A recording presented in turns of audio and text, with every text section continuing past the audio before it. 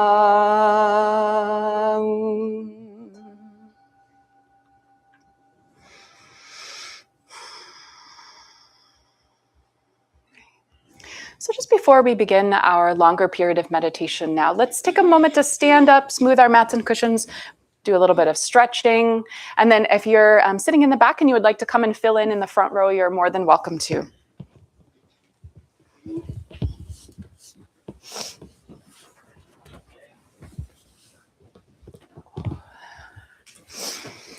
Just whatever stretch feels good to your body this morning.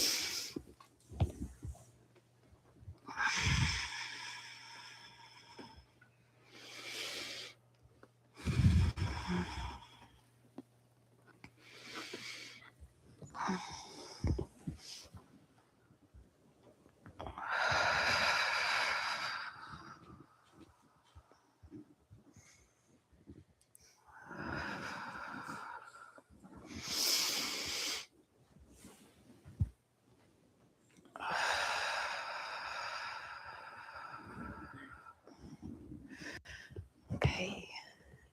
And then we'll go ahead and return to our places for a longer period of meditation.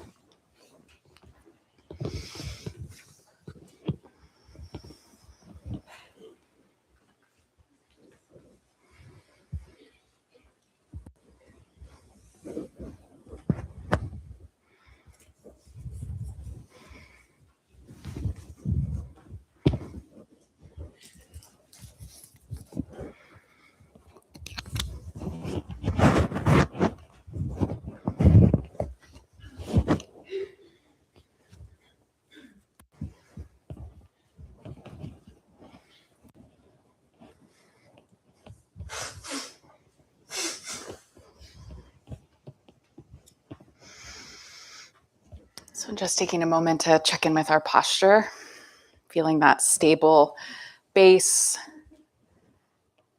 in contact with your chair, bench, cushion.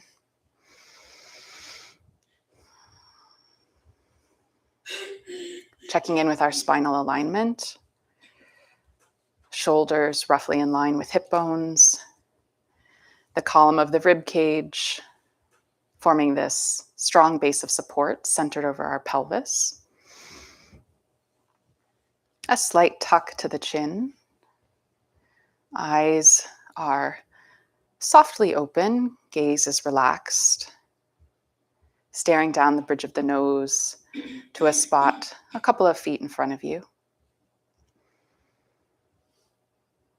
Lips are closed, teeth parted, tip of the tongue at the front of the teeth so the jaw can relax.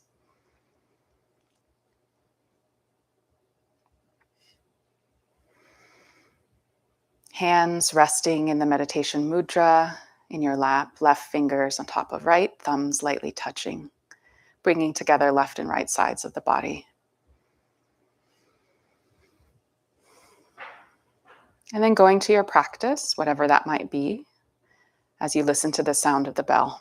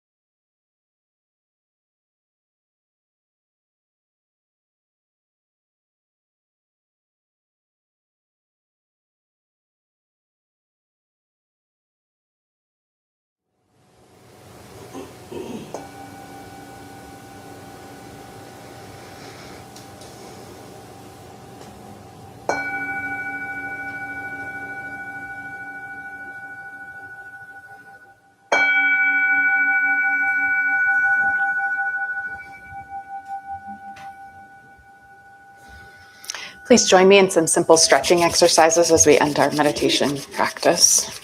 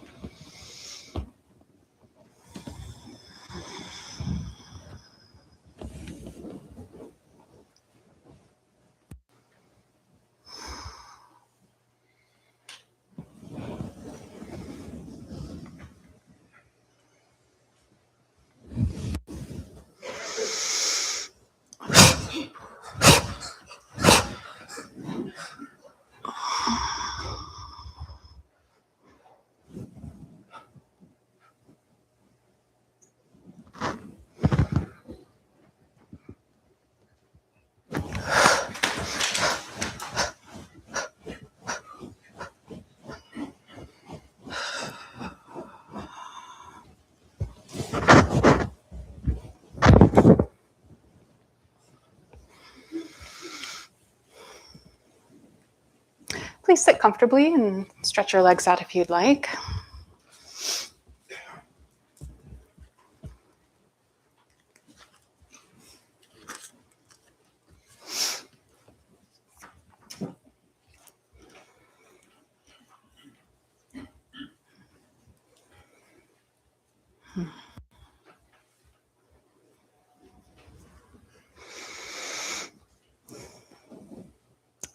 Good morning, everyone. There's a lot of people here this morning. It's nice to see all of you. So you probably guessed from the theme of the children's story that I told earlier that it is kind of a theme of watering seeds. And as I was looking up different stories that I might tell to the children, I was thinking about the Buddhist concept of the storehouse consciousness. So I want to talk a little bit about that today. But it sort of envisions our mind as a place where there's the seeds of all wholesome and unwholesome sort of kernels just there waiting to sprout. So I'll talk a little bit about that. But when I was here a month ago, I told you all that for some reason, whenever I have a particular topic in mind for my Dharma talk, I keep my eye out for some interesting thing in my life to accord with that topic. And it happened yesterday, sort of at the last minute, actually. So my father-in-law passed away unexpectedly in August, and the man who gave his eulogy is a guy named Mike Samuelson, and they've been friends for 40 plus years since college days. And he gave the eulogy at my father-in-law's funeral, and we hadn't seen him since the memorial service last summer. So we had breakfast with him yesterday. And a couple of months ago, he was diagnosed with cancer. And they caught it pretty late. And so they probably won't be able to completely get rid of it. And so we hadn't really had a chance to see him in person since his diagnosis, and actually since losing this very close friend of his, and of course this family member of ours. And he walked in such good spirits. He has this kind of mane of white hair. It reminds me of a lion, and he kind of has that. He was chatting with the server, and my husband goes, "Do you know that guy?" He's like, "No." Sort of a never met a stranger kind of a person. Really lovely.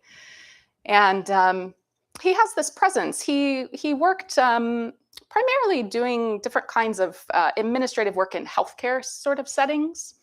And so he's done a lot of like inspirational leadership kinds of speaking and whatnot. He's also a writer. And he has this wonderful kind of presence where you really feel like you're sitting with someone who's very mature, very grounded. And it's like this wonderful, cool drink of water to be with someone like that. It's really a gift because you just feel that all of your defenses can relax, and that you'll just be met with whatever it is that comes up. Really with this wonderful good humor and compassion. So I really appreciate that about him. And he started telling us a little bit about his experience with this disease.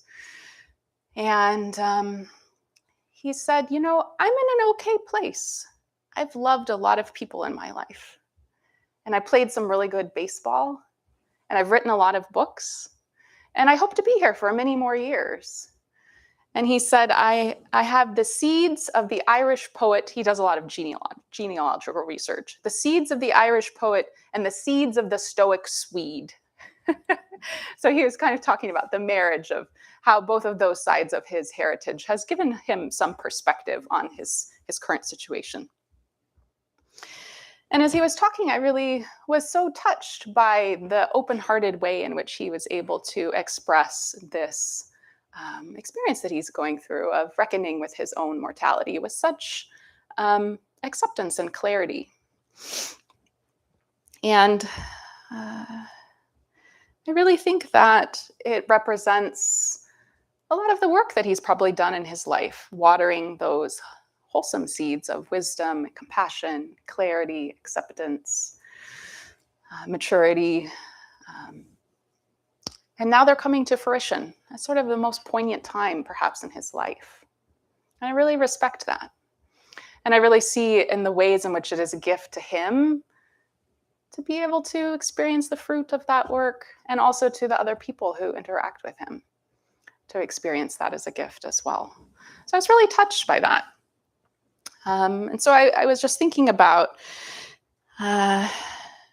what that has to do with the way that our Buddhist teaching kind of conceives of how might we do the kinds of practices and follow the kinds of teachings that might allow us to meet our challenging life situations, not just our own mortality, but certainly that's an important one. But whatever it is that is coming up in our lives, how might we be the type of person where if you sit down with them for breakfast, it's really like this cool drink of water. Oh, here's a really grounded and mature person. What a gift. And I've had the wonderful opportunity this year for maybe the fourth or fifth year that I've been co-leading our precept study group. And so we're sort of halfway through this process. The precept study group is a group of people who want to formally commit to the Buddhist path, and they study each of our, in this tradition, 8 moral guidelines, really trying to wrestle with how to apply them in daily life.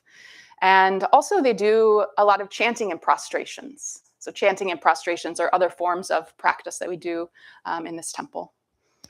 And there's always questions around, why do we do these things? Why do we do these practices? And I think that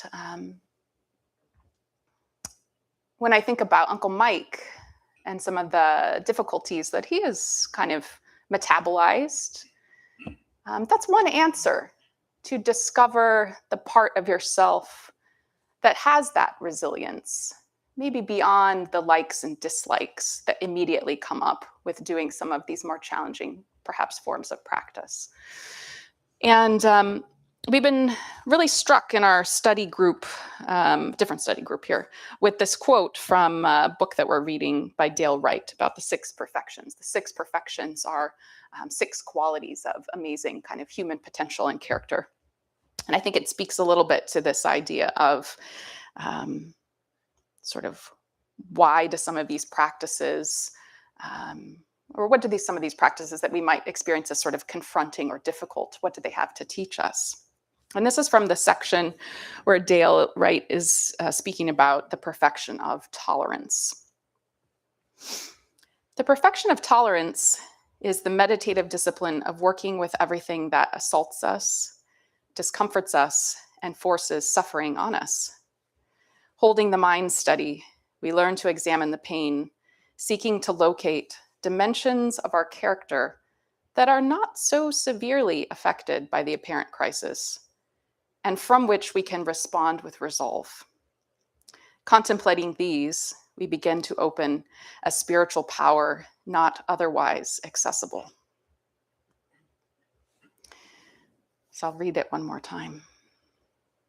The perfection of tolerance is the meditative discipline of working with everything that assaults us, discomforts us, and forces suffering on us. Holding the mind steady, we learn to examine the pain, seeking to locate dimensions of our character that are not so severely affected by the apparent crisis, and from which we can respond with resolve. Contemplating these, we begin to open a spiritual power not otherwise accessible. I think just in that short passage, we see already a wonderful microcosm of this teaching of the storehouse consciousness that I'm going to talk about. So when he says, holding the mind steady, that's kind of the step 1. Can we just look, experience, and be present with in order to recognize what it is that we're experiencing, even when it's very difficult? We learn to examine the pain, mindfully being curious, seeking to locate dimensions of our character that are not so severely affected by the apparent crisis. There may be many more seeds beyond the painful ones that are sprouting, quite asking for our attention. There may be many more seeds than we expected when we actually begin to look more closely, from which we can respond with resolve, resilience, perspective, courage, maybe along and around. Maybe they need a little bit more care and watering, but they are also there. Contemplating these, watering these, we begin to open a spiritual power not otherwise accessible.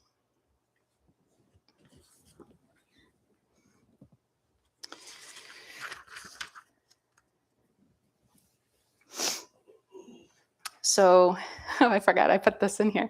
I have another interesting and inspiring person that had come into my consciousness within the last few weeks.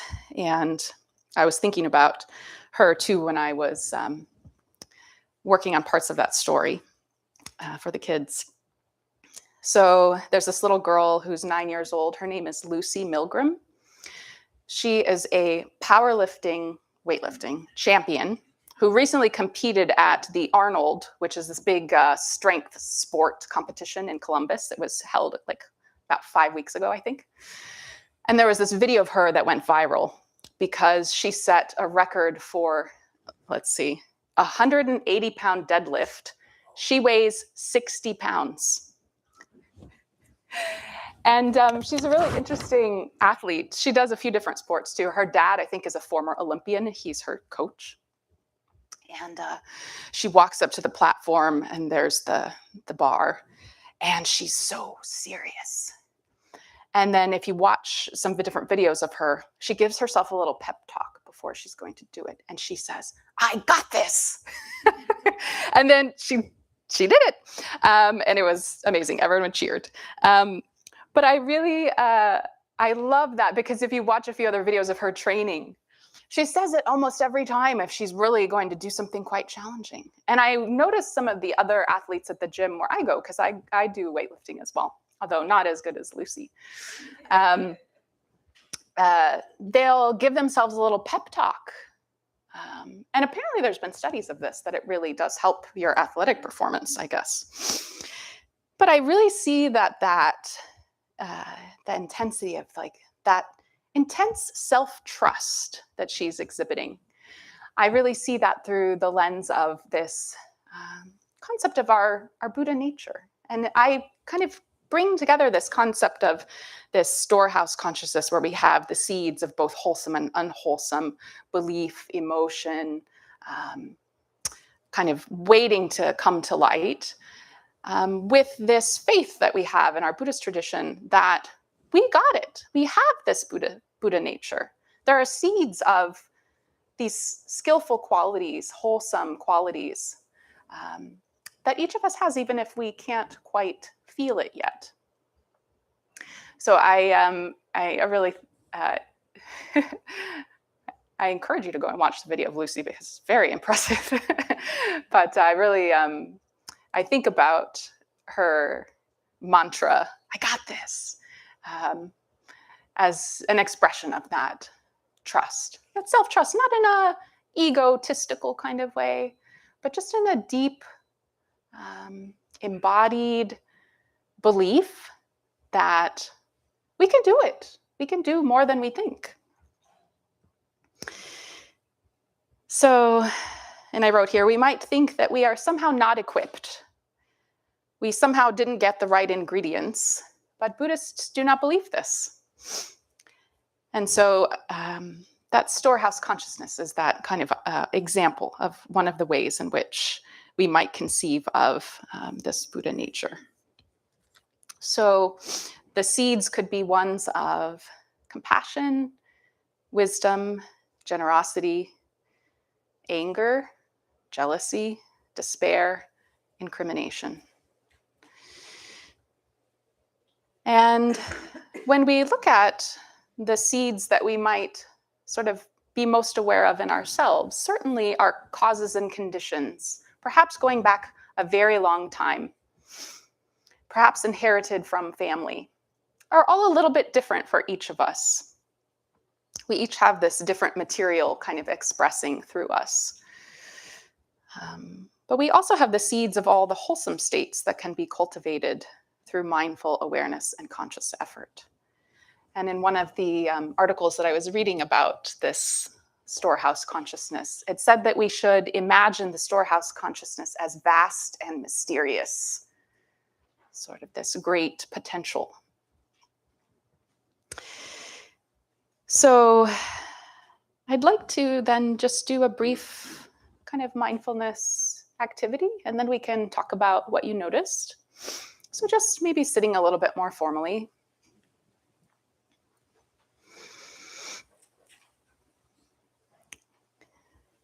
And this is going to be an activity in which we allow our eyes to close. Just checking in with your breathing, checking in with your posture, feeling a sense of alert ease, harmonizing with gravity, sitting comfortably.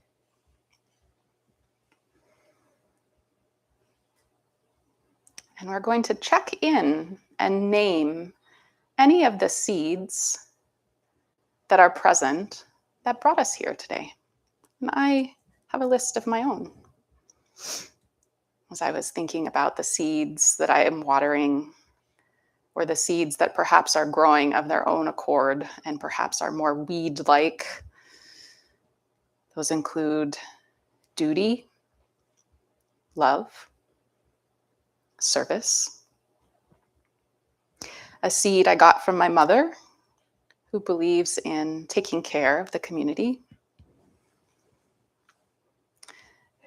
A seed of authenticity that I want to water. There's also a seed always when I'm putting together a Dharma talk of a little bit of anxiety, self-doubt. Will this offering ever be enough? So just checking in with yourself, present here this morning. Subtle seeds that you notice, maybe big ones. See if you can find a few that are present, making themselves known of what brought you here this morning.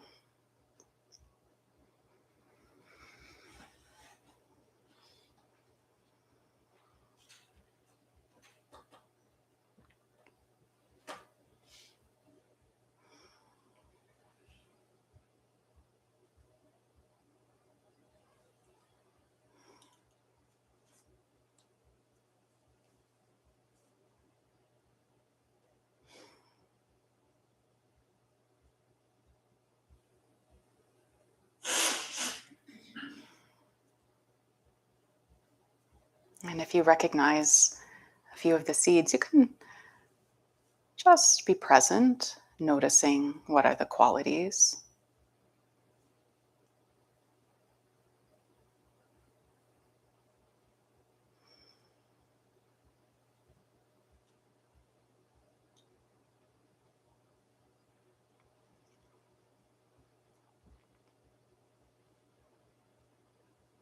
Perhaps it is something that is easy to name, and perhaps it is something that is not easy to put words to.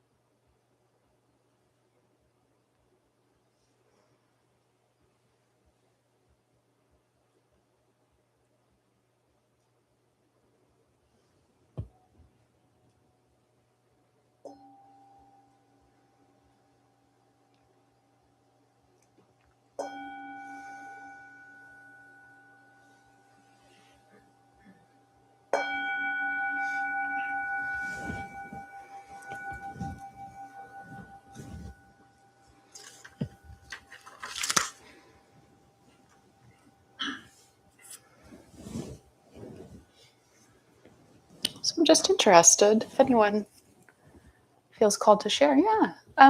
Maybe, is there someone who can bring the microphone around so we can hear? We have several volunteers leaping to their feet.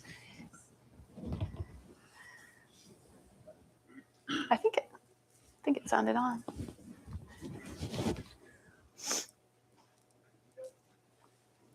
I think, was it Ivy? Is that your name, right? Ivy? Yeah. Nice to see you again. See you too, Jacqueline. Yeah. What did you notice? I guess I've been thinking over the last, year or so, I've grown a lot as a person, in the way I think and, maturity and such. And I've found myself with this, focusing a lot on the good, the good seeds, right? Mm. But I've noticed sometimes it gets to a point where it's egotistical, thinking of myself as, better than my peers because of this maturity. And I think it's really important for me to recognize, the negative aspects, the pride, ego, and, jealousy and things like that. I think it's especially important for my growth Mm. right now. Mhm. Yeah, Just, thank you pick- for that. I was going to talk a little bit about this, but I knew I wouldn't have as much time today. But I think your observation points to another aspect of this teaching that's really useful. So in Buddhism, we have this concept of near and far enemies of a wholesome trait. The far enemy is sort of like the opposite. We can almost always tell what it is, love and hate, that kind of thing, right? And then the near enemy is sort of like masquerades, shares some qualities with the wholesome one. So self-trust might have a near enemy of sort of, self-inflated, more ego-driven kind of activities or beliefs. So I think what you kind of touched on, that you were noticing the interrelationship of the wholesome and the sort of things that have some things in common, but maybe a little bit different valence. Yeah. Mm-hmm. Yeah, thank you for sharing. Was there anyone else who, I thought I saw a hand up?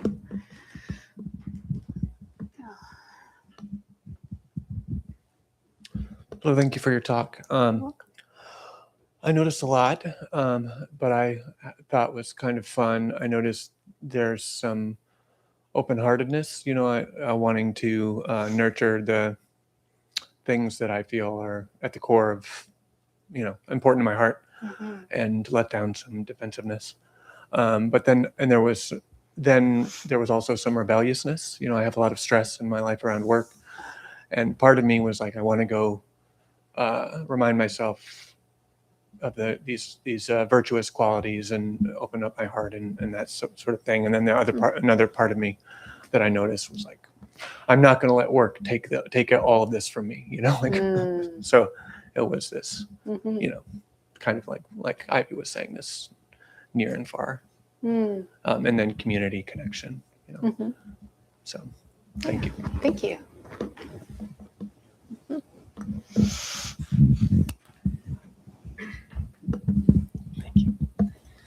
I noticed a lot. It was really my first time trying to think about that kind of thing. The one that brought me here today was a seed of curiosity. Ivy invited me, actually. Fun fact. It's my first time. But yeah, there was that. I felt like there was a lot of new seeds that maybe came from some kind of old seed that had already blossomed. Like a big tree of like old sadness, but I don't know. I think I noticed a want for like just human connection, just having people around me. And yeah, I don't know. A lot of it was hard to put into words. Yeah. But yeah. Yeah. Thank you so much. And here we all are, humans connecting. That's good. Yeah.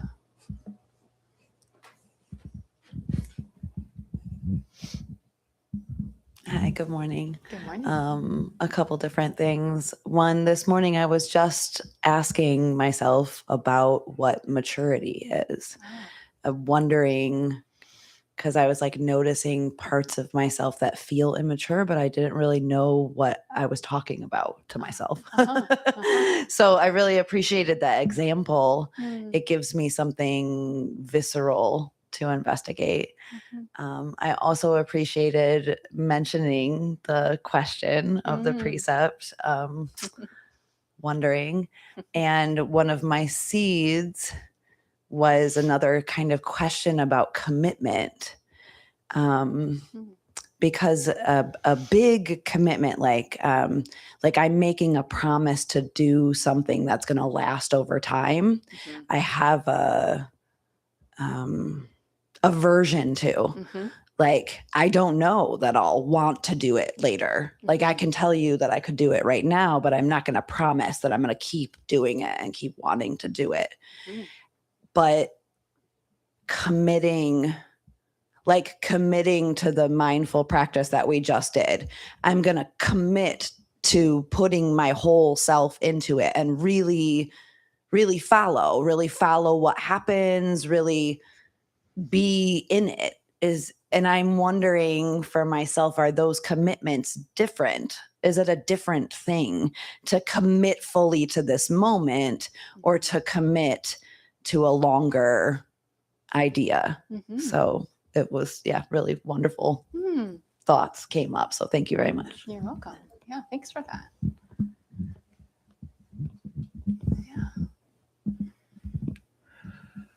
I think a lot about impermanence, and when you think about everything that's changing in the world around you every day, every second, and things that are changing inside you as you age, it's good to sit and meditate, because it gives you an opportunity to kind of understand some of those things. And then if you have access to the seeds, you can like plant a seed. But it's up to you, and you should know what the seeds are, the positive and the negative ones, and how they align with what's happening right now. And in meditation, you get that. I get the ability to kind of move from one place to another place calmly, because I can just be focusing on one thing at a time or nothing at the same time. And so like it's good to make adjustments inside to meet what's going on outside. Yeah, thank you.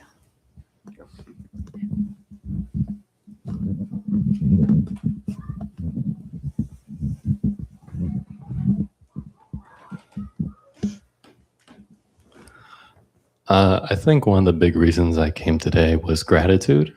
I'm really grateful for this space and to be able to be around the openness of both sitting sort of alone but together, and the opportunity for people to share. But just a lot of gratitude that spaces like that exist. Yeah, thank you.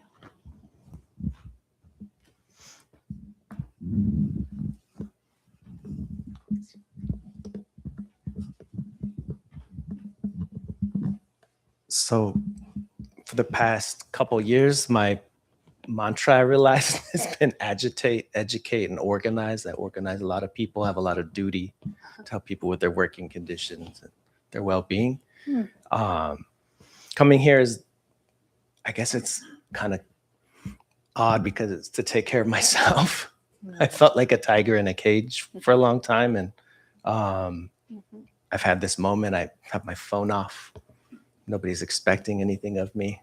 And I'm actually doing something to nourish myself rather than trying to help other people. And it's something I've needed to do for a while. So I came here for a long time, maybe 20 years ago. So, and intermittently throughout my time here. But yeah, that's what it was. It's just taking some time to slow down. And you can't fight for others if you're like not taking care of yourself. And that sort of came to the head in the last couple of weeks. So yeah, thank you. Watering a thirsty seed. Yeah. Nice. Anything else?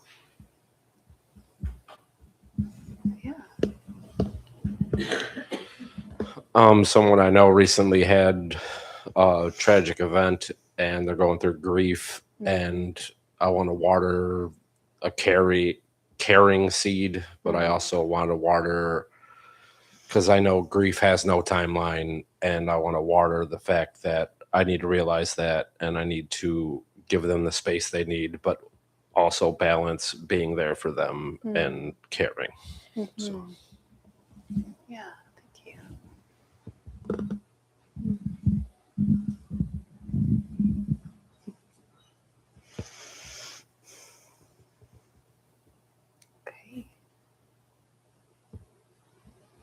Okay, well, maybe that's good enough for today. And thank you so much, everyone who shared. It sounds like you got down in the dirt a little bit and you found more than you expected. So now you know you can do this at it only takes 2 or 3 minutes. You could do it in the morning and the evening. Seeds. What are the seeds? Just to kind of a little quick check-in. Can be very illuminating. So thank you for giving that experiment a try. Thank you for listening, and thank you for being here.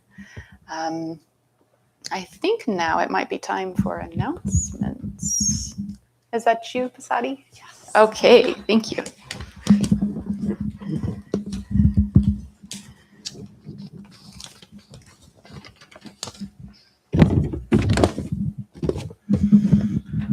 Good morning, everyone. So nice to have you join us today.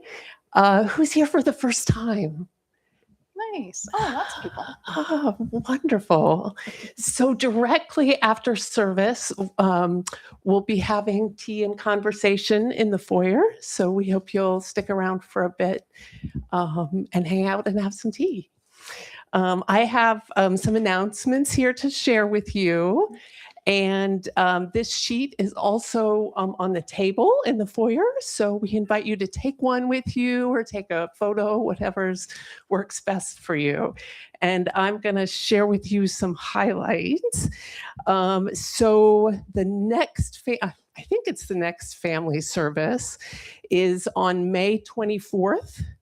And that's going to be a very special family service. Because we will be celebrating Buddha's birthday. And there will be many special activities and special activities for kids. So we hope we'll see you all then. We are also doing a series of events after Sunday service. And so the next one, let's see, the next one is, well, let me go in order here. So there's a question and answer session for Ask a Dharma Teacher, and that will be on May 3rd after Sunday service right here. And then there will be an Upasatha observance, and that's a monthly meeting for those who are working with the Buddhist precepts. And the dates for those are April 19th and May 17th at 2 p.m., also right here. There's a Sangha tea for anyone who would like to be more involved at the temple. The next one is April 26th, noon to 1. And then we have several special events that we celebrate each year coming up. Those include Ancestor Appreciation Day on April 19th. And these are all at part of the 10 a.m. service. Earth Day observation and precept ceremony, which will happen on May 31st in Chicago at our temple there. And then we have Together Action, which is Saturdays 3 to 5 p.m. And this is an opportunity for community building and also to tend to the temple, followed by snacks, tea, Dharma sharing, and discussion. We also offer introductory meditation course. And the next one will start on April 23rd. We have a day of mindfulness on May 9th. We also have 2 study groups. One is on Wednesday evenings. That's a member sitting and study group. And we have a Way of the Bodhisattva group, Thursdays at 9:15 a.m. And last, but definitely not least, are opportunities to take care of your health and body. And we have, there's a Qigong class Mondays at 6:30. And where's Samatha? Did I see? Oh, yes, taught by Samatha. So please check that out. And then yoga is Tuesdays at 6:30 p.m. And I believe there's Recovery Dharma today. Recovery Dharma, speaking of health and wellness, we'll be meeting at noon today in the historic Buddha Hall Library, the big yellow house right next door. Great. And the temple is entirely supported by your kind donations of both time and money. And so we have a fishbowl out in the foyer. And there's also a way to pay with a credit card as well. Thank you. Any other announcements? I'd like to welcome some visitors from the past. Hillsong, Lauren Jackson, very active in the children's program with her kids and as a drum teacher for a while, now from Connecticut. And Kusa, Yvonne Meyerhofer has been one of our drama teachers, and it's always a pleasure to have him from North Carolina. So I hope you'll say hello. And also Chicago, Chi-Jung. He is from Chicago, as you might guess, and he came for a retreat that just ended. Oh, nice. Is there anyone else we should? Okay. Is there together action after service today? Not today. Okay. Just tremendous together action for the last 5 days with our retreat. It was amazing. The temple. What do you notice? The lanterns. Yeah. He hung them all. As Mom said, we need the tall guys to help. And he's been doing that for years. Yeah. Okay. Okay, so let's end with the 4 great vows and then we'll care for our mats and cushions. So please repeat after me. All beings, one body. All beings, one body. I vow to liberate. I vow to liberate. Blind passions, one root. Blind passions, one root. I vow to terminate. I vow to terminate. Dharma gates, one mind. Dharma gates, one mind. I vow to penetrate. I vow to penetrate. The great way of Buddha. The great way of Buddha. I vow to realize. I vow to realize. Okay. So for mats and cushions, we will formally end with 3 bows in front of the altar. And then after that, if I could ask your assistance in taking care of the mats and cushions, the ones that touch the red carpet stay as they are. And then on this side of the room, the back row goes neatly on the red stage. And then on this side of the room, the second 2 rows get stacked with the flat cushions in the back corner and the round cushions on those red cubbies. Okay.